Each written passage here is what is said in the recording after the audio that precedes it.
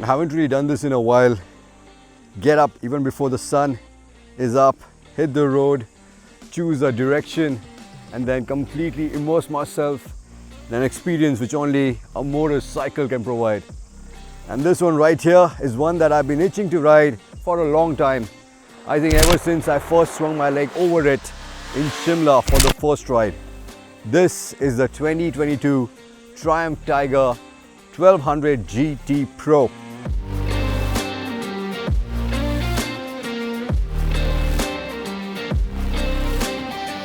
And that experience up in the mountains only whetted my appetite for a longer ride, because I felt I did not really get a chance to experience the fury of the 150 horses that it packs on that serpentine road.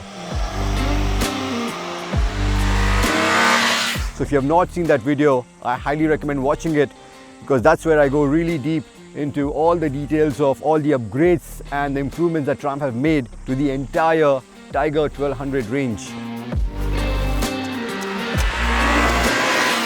So long story short, this one now makes 9 PS more, another 8 Newton meters more compared to the predecessor, and more importantly is about 21 kgs lighter. Numbers which I'm just about to crunch the living it up way.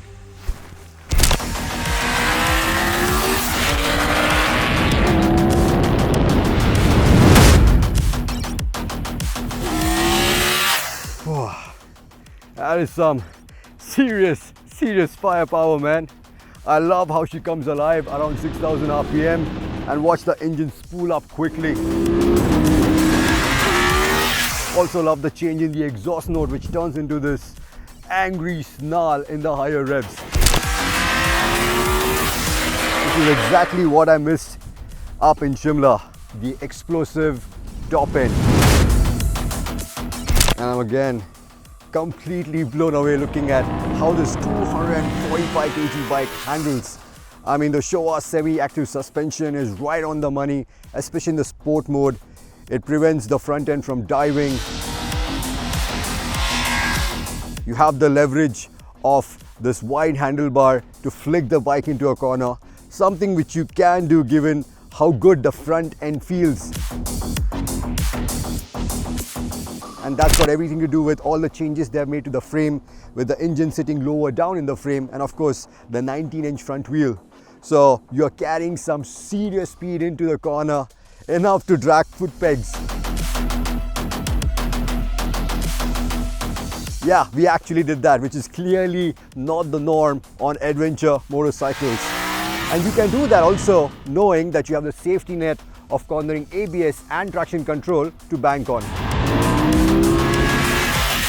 I just feel that the ABS calibration, especially in the sport mode, can be better, because when I was up in the mountains in Shimla chasing one corner after the other, I came back really impressed with the stopping power, with how the Stilema caliper and the twin 320mm discs performed.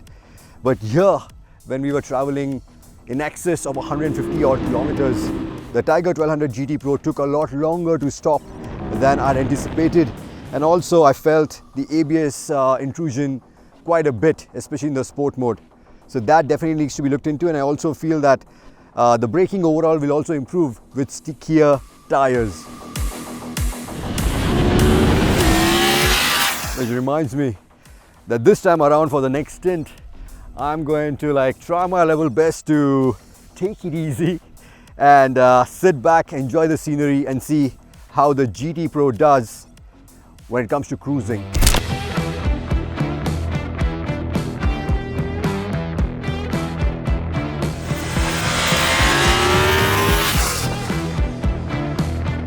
That was surprisingly enjoyable. I guess the GT Pro does make a pretty solid argument to take it easy every now and again, because it's just so darn comfortable. I mean, the ergonomics are nice and upright. The seat is a good size, spacious, is well padded for the rider, as well as the pillion made for the long hauls. The windscreen, I love how you can easily move it on the go. and also does a pretty decent job of keeping the wind blast to a minimum. It works best especially in the lowermost position because it diverts all the air onto your shoulders, keeping the buffeting to a minimum. And then there's the ride quality, which is sublime. Not to mention you have so many creature comforts. You have cruise control, you have heated grips, you have backlit switches which come really handy, especially if you're riding or touring in the night. You have auxiliary lights, you have cornering lights, you have keyless ignition. And then you also have this massive 7-inch TFT display with Bluetooth connectivity. But to be honest, that's the only thing that I'm not really fond of because it's quite laggy. And I also hate how it doesn't give you access to all the vital information at a glance. So if you want to figure out your trip meter or you want access to your fuel status, how much range you have available, or the coolant temperature, they are all separate menus which can get quite annoying. On the engine front too, you always have a healthy dose of torque available on tap. So out of the 130 Newton meters, 95 Newton meters are available from just 3000 RPM. And that just means you can be lazy with your gear shifts. You can just put it in a higher gear and just chug along. Not that you mind shifting because the gearbox is super slick. The quick shifter as well as the blipper are smooth operators. If anything, I just feel that the throttle at first touch is a little too sensitive. So fueling there can be a little bit better.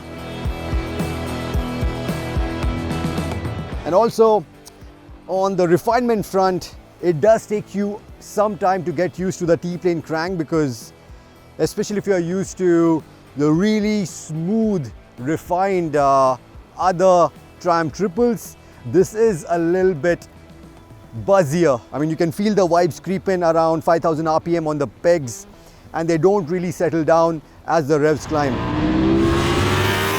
Now, this was a risk which Triumph took on purpose, knowing the benefits that the T-plane crank brings, especially when you go off-road. That's exactly the agenda for the next stint, to see how the GT Pro does when you get off the beaten path.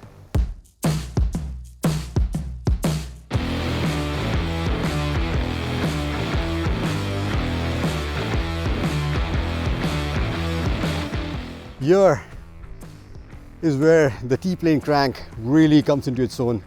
You can totally see why Triumph took the risk because it just works so well here because I'm running road tires with road pressures and still it's so easy to put the power down. The 1-3-2 firing order really helps you generate grip where there is none, allowing you to slide with reckless abandon. The other thing which really stood out was the heat management, man, because we are riding here in the first and second gear the entire time and I did not even notice the heat, and that's down to the radiator fans on the side and the fins which divert all the hot air away from you.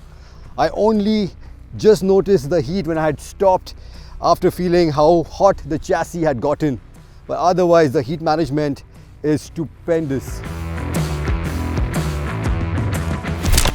But that apart, the frame is itself another highlight because of all the changes they have made, and with the engine now sitting lower down, you feel the Tiger is a lot better at handling the off-road terrain because it tips in a lot more progressively. Even the ergonomics when you're standing up are spot on. You have a solid 200 mm of travel on both ends, and my god, does the semi-active suspension work miracles here. And also to conquer the steep climbs, you have hill hold control to bank on. And compared to the Rally Pro, this is a lot less intimidating, especially here off-road because of its 850 mm seat height. But having said that, if that is your idea of adventure, spending more time in terrain like this than on the paved road, then of course the Rally Pro makes more sense because of the 21-inch front wheel that it has. It has spoked rims, you have 20 mm extra travel, suspension travel on both ends. You have a lot more ground clearance. You have a dedicated off-road pro mode, which gives you far better damping support when the terrain really gets difficult.